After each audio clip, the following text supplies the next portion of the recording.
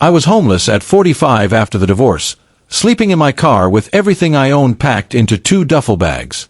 Nights were long, cold, and quiet except for the hum of passing cars. I parked near the same gas station every evening because it felt safe enough, though the word safe had started to lose meaning.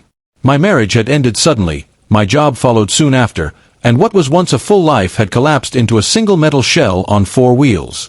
One night, as I sat in the driver's seat eating a sandwich I'd bought with my last few dollars, someone knocked on the window.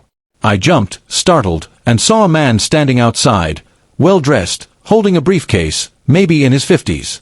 He looked out of place in the dim glow of the gas station lights. I rolled down the window cautiously. "I'll pay you $100, he said, his tone calm but serious, "if you'll help me for just an hour." I hesitated. It could have been a scam, but something in his eyes, tired, kind, genuine, made me listen. "What kind of help?" I asked. "Just company," he replied. "Come sit with me at the diner across the street. I don't want to eat alone tonight." That was it. No hidden agenda, no strange tone, just loneliness. I agreed, partly out of hunger, partly out of curiosity. At the diner, he ordered 2 meals without asking what I wanted, and I didn't complain. For the first time in weeks, I had a warm plate of food in front of me. As we ate, he told me about his life, how his wife had passed away 2 years ago, how his grown kids barely called anymore, and how silence had become his worst enemy. "You looked like someone who could understand," he said quietly. I did understand.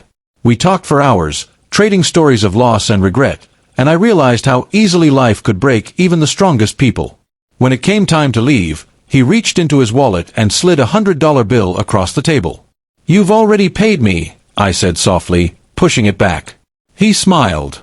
"Then think of it as a down payment on hope." Before I could respond, he stood, thanked me, and walked out. The next morning, I woke up to find an envelope tucked under my windshield wiper. Inside was a business card, with his name, the logo of his company, and a handwritten note, "Come by if you're ready for a fresh start." I stared at it for a long time, unsure whether to believe it. A week later, when desperation finally outweighed pride, I went to the address. He hired me that same day, not out of pity, but because he said he needed someone who'd lived enough life to understand people. That simple knock on my car window had changed everything. Sometimes, help doesn't come from those who owe you anything. It comes from strangers who see a version of themselves in your struggle, and remind you that you're not forgotten.